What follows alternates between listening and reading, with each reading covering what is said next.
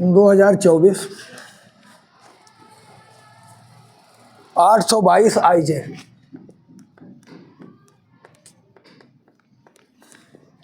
अब इसका हम खंड बा देखेंगे, फिर फिजिक्स वाला पहले देखते हैं।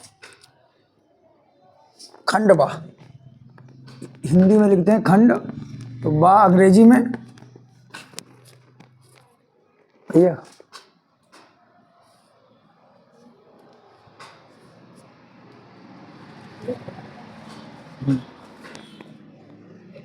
Section B. सेक्शन बी का क्वेश्चन नंबर कितना है? 21। एक उत्तल दर्पण से 25 सेंटीमीटर दूर रखी वस्तु, तो U बराबर हमें कितना लिखना है?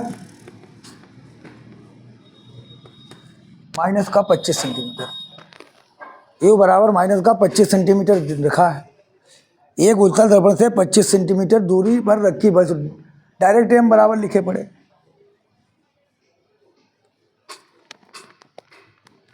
M होता क्या है? क्या होता है M? बोलिए।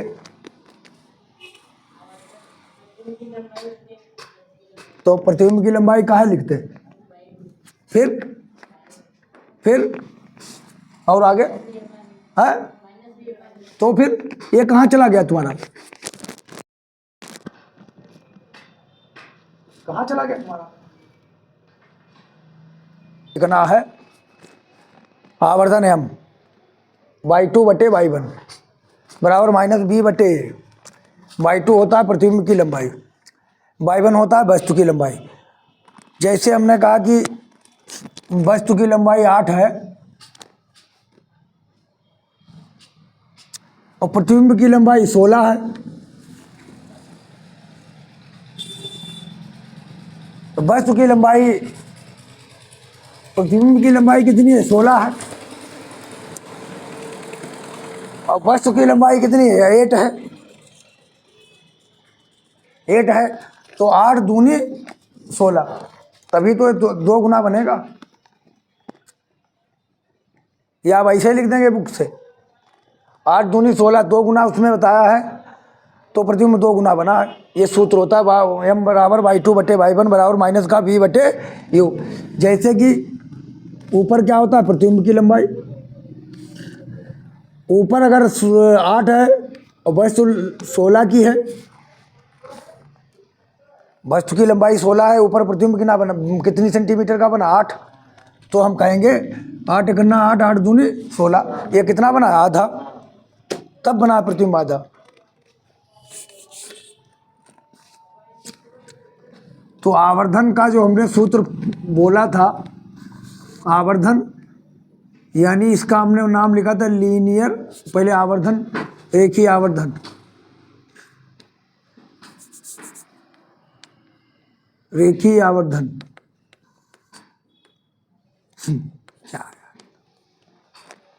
रेखीय आवर्धन बराबर होता है प्रतिबिंब की लंबाई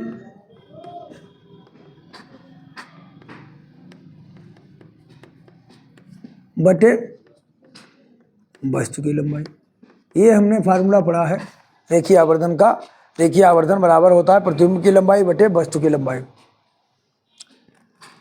तो रेखीय आवर्धन को हम लोग लिखते हैं जब किसी प्रतिबिंब और, हाँ, इसको अंग्रेजी में हमने लिखा था लीनियर मैग्निफिकेशन। लीनियर मैग्निफिकेशन बराबर size of image, size of image upon में साइज ऑफ ऑब्जेक्ट। ये हमने आपके लिए बनाया है, साइज ऑफ इमेज और साइज ऑफ ऑब्जेक्ट। तो ये हमने लिखा। और लीनियर मैग्निफिकेशन को हम लोग काहे लिखते हैं? M से। साइज ऑफ प्रतिबिंब की लंबाई को हम लोग क्या बोलते थे? याद करो, y2। जो हम वस्तु रखते थे उससे एक हमारा प्रतिबिंब, एक इमेज फॉर्म होती थी। उसकी दूरी को हम लोग अलग बार लिखते थे, लेकिन उसकी लेंथ कितना ऊंचा बना उसको हम काहे लिखते थे, बाई 2 बटे बाई 1। एक उत्तल दर्पण से 25 सेंटीमीटर की दूरी पर रखी वस्तु हमेशा उत्तल दर्पण इधर होगा,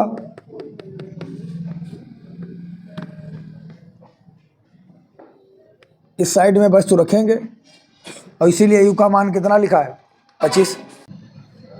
तो रेखीय आवर्धन के लिए हमने बताया प्रतिबिंब की लंबाई बटे वस्तु की लंबाई, तो लीनियर साइज ऑफ इमेज बटे साइज ऑफ ऑब्जेक्ट, m बराबर बाई 2 बटे बाई 1 बराबर हम लोग क्या लिखते हैं, माइनस का b बटे u।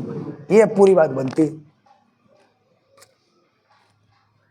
यहाँ पर पूरी बात बनती है, m बराबर बाई 2 बटे बाई 1 माइनस b बटे u। अब देखिए अब क्या कह रहा है, वस्तु की लंबाई का आधा प्रतिबिंब बनता है। तो ये सवाल हमें देखना है क्या है, 25 सेंटीमीटर दूर रखी वस्तु का आधा प्रतिबिंब बनता है। 25 सेंटीमीटर दूर रखी वस्तु का प्रश्नानुसार लिखेंगे,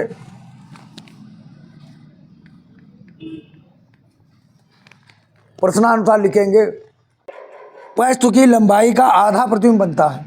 अब ये क्या लिखना है, यहाँ पर देखिए, the image formed an object at A distance of 25 centimetre from a convex mirror is half the length of the object.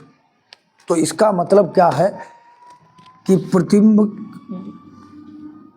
जो प्रतिबिंब बनता है, जैसे वस्तु की लंबाई अगर 8 है तो अगर प्रतिबिंब की लंबाई हमेशा कहाँ रखी जाएगी, ऊपर, और वस्तु की लंबाई हमेशा कहाँ रखी जाएगी, नीचे। तो 8 एकन्ना 8, 8 दूनी 16, तो आधा है प्रतिबिंब। वस्तु दूनी है, प्रतिबिंब 8 है, तो ये बात है। तो यहाँ पर हमें कहा ना प्रतिबिंब की लंबाई आधा प्रतिबिंब बनता है, प्रतिबिंब बनता है आधा, यानी वस्तु की प्रतिबिंब की लंबाई बराबर क्या होगी, 1/2 इंटू बाई 1।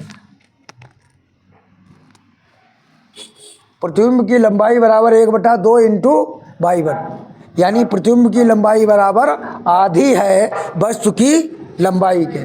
प्रतिबिंब की लंबाई क्या है, आधी है वस्तु की लंबाई के। बात समझ में आई कि नहीं। प्रतिबिंब की लंबाई जो है वो आधी है, बाई 2 बराबर प्रतिबिंब की लंबाई बराबर आधी है किसकी लंबाई के, वस्तु की लंबाई के। तो प्रतिबिंब की लंबाई आधी है वस्तु की लंबाई के। तो हम क्या लिखेंगे, एक उत्तल दर्पण से 25 सेंटीमीटर की दूरी पर रखी वस्तु हमेशा इधर होती है, u बराबर कहाँ बनाएंगे, माइनस का 25। रेखीय आवर्धन क्या होता है, प्रतिबिंब की लंबाई बटे वस्तु की लंबाई। अरे मालूम है भाई, कितना बढ़िया। लीनियर मैग्नीफिकेशन बराबर साइज ऑफ इमेज बटे साइज ऑफ ऑब्जेक्ट। तो हमें सवाल में बताया है कि ऐसा है कि प्रतिबिंब की लंबाई का आधा बनता है, वस्तु का प्रतिबिंब वस्तु की लंबाई का आधा बनता है, यानी प्रतिबिंब की लंबाई बराबर 1/2 इंटू वस्तु की लंबाई। प्रतिबिंब की लंबाई बराबर 1/2 इंटू बाई 1। देखिए गुणा में लिखा है, कहाँ आएगा, हमारे 2 सब्जेक्ट हैं तो छेड़खानी कोई नहीं, बाकी अपना कुछ भी करो, चाहे तुम कत्ती भी कुछ करो, ठीक है। कहाँ बाई 2 बटे बाई 1 बराबर 1/2 है, क्या थोड़ा कोई पही है। तो बाई 2 बटे बाई 1 किसके बराबर है, देखिए। अरे यार देखिए, बाई 2 बटे बाई 1 किसके बराबर है,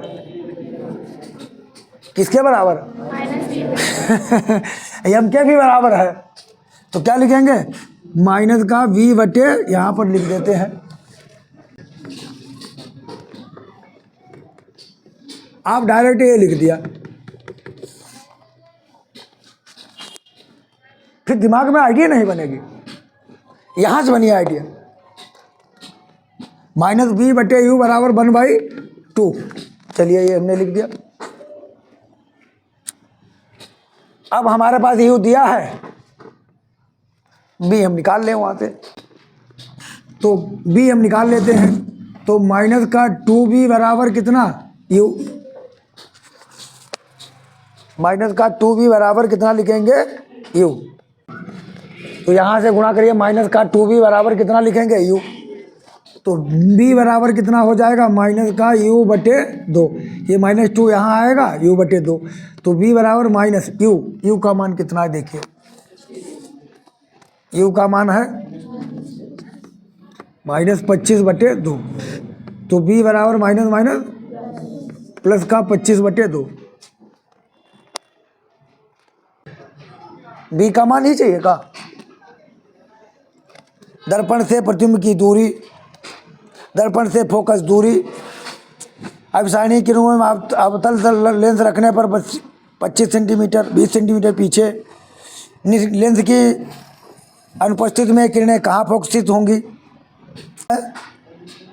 ये इसका आंसर आया 25 बटे 2। तो 25 बटे 2 का मतलब क्या हो गया, इसमें कौन सा ऑप्शन सही है। अरे वो तो दूसरा है, इसमें कौन सा पहला, दर्पण से प्रतिबिंब की दूरी आया कि नहीं।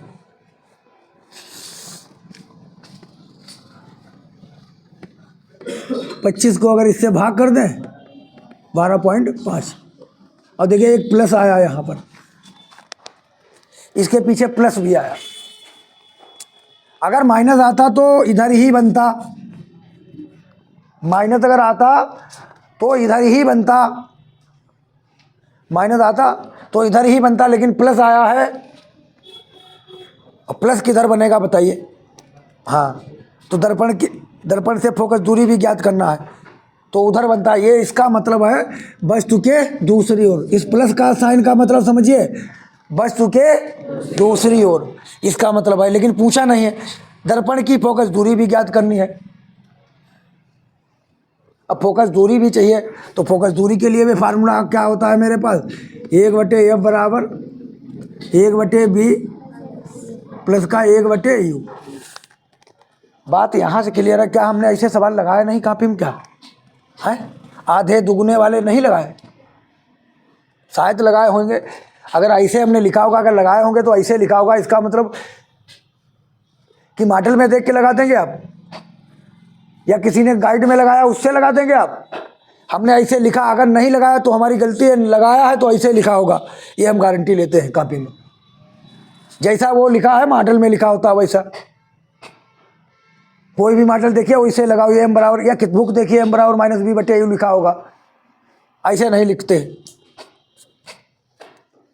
तो 1/f बराबर 1/b प्लस, लेकिन उससे क्लियर हमको भी मालूम है कि ये आवर्धन ही बनेगा।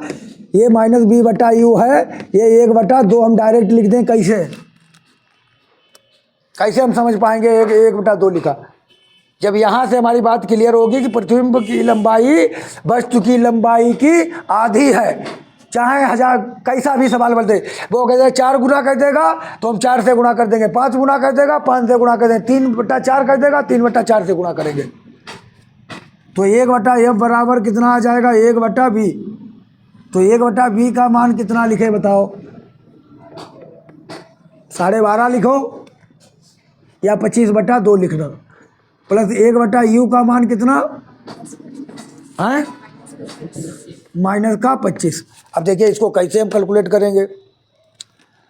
तो 1/f बराबर, ये 2 भिन्न पलट जाएगी, ये कहाँ चला जाएगा 2 ऊपर और 25 नीचे, ये प्लस और माइनस 1/25।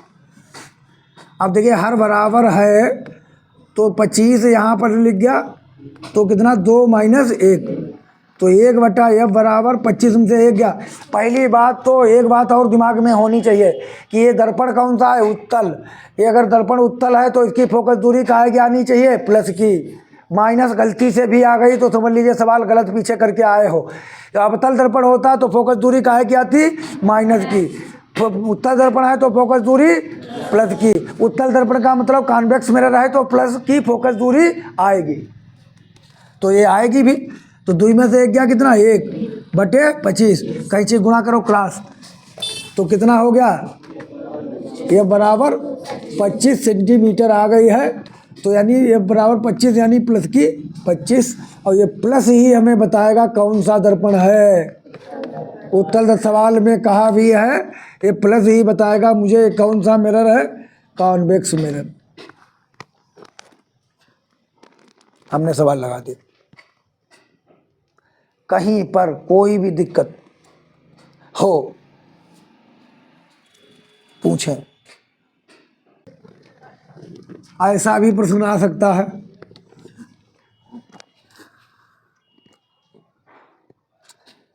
अगर बुक है नहीं हमारे पास, नहीं तो हम बनाते भी। एक उत्तल दर्पण द्वारा किसी वस्तु का 4 गुना बड़ा वास्तविक उल्टा प्रतिबिंब प्राप्त होता है। ऐसा भी सवाल आ सकता है कि एक वस्तु के अभी लगवाएंगे, एक वस्तु का 3 गुना बड़ा सीधा आभासी प्रतिबिंब प्राप्त होता है।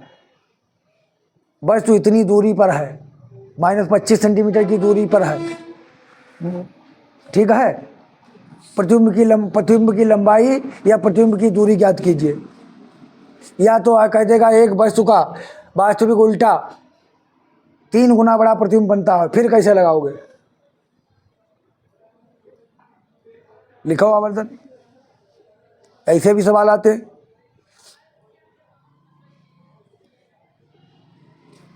ऐसा भी सवाल हो सकता है, एक वस्तु का 3 गुना सीधा